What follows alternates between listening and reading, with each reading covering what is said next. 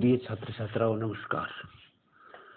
प्राथमिक व्यवसायों के बारे में हम विस्तार से पढ़ रहे थे और इसमें हमने कृषि की जो विभिन्न प्रकार हैं, प्रारंभिक कृषि से लेकर के वर्तमान की जो विकसित कृषि, वैज्ञानिक कृषि, इन सब के बारे में हमने विस्तार से पढ़ा।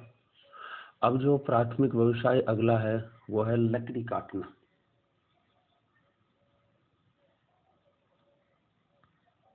लकड़ी काटना यह भी मानव का एक प्रमुख प्राथमिक व्यवसाय है। प्राथमिक व्यवसाय जिन व्यवसायों का सीधा संबंध भूमि अथवा प्रकृति से हो, प्राथमिक व्यवसाय कहलाते हैं। तो लकड़ी काटना भी एक प्राथमिक व्यवसाय है।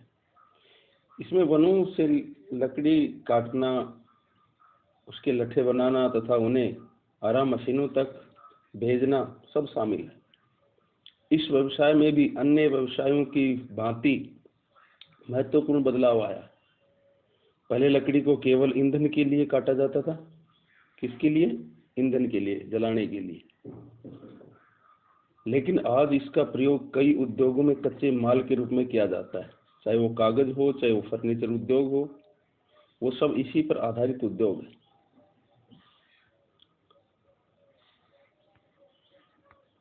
देखो, ये भारत में लकड़ी व्यवसाय, फिर म्यांमार में लकड़ी व्यवसाय, कनाडा में लकड़ी व्यवसाय, ये सब एक एक करके दे रखे हैं।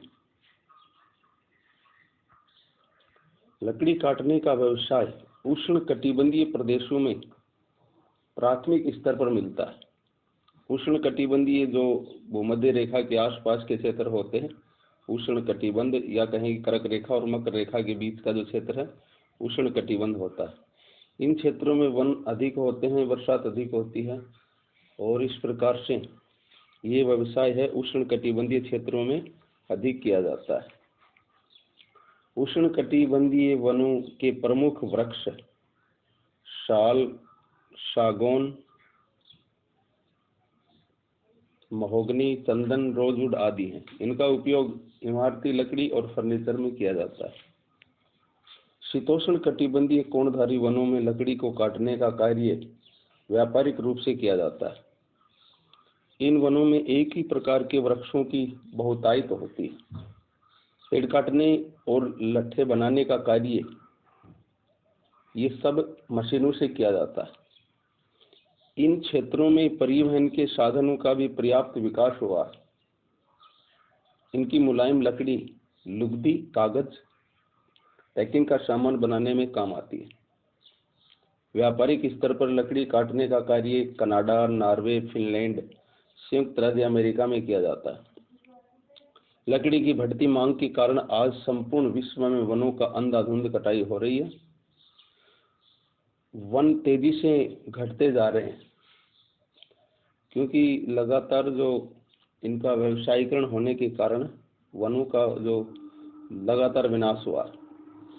इसके कारण है बच्चों, मिट्टी के अपरदन की मात्रा ना वो बढ़ रही है। वन कम होंगे तो मिट्टी में अपरदन की मात्रा बढ़ेगी, भूमि का कटाव होगा, उपजाऊपन घट रहा। मृदा अपरदन के कारण नदियों में भयंकर बाढ़ें आ रही हैं। पर्यावरण असंतुलित होता जा रहा है। तो ये इसके दुष्प्रभाव थे वनों के विनाश के। अब पढ़ेंगे हम खनन। खनन होगा हमारी कल की क्लास में। धन्यवाद।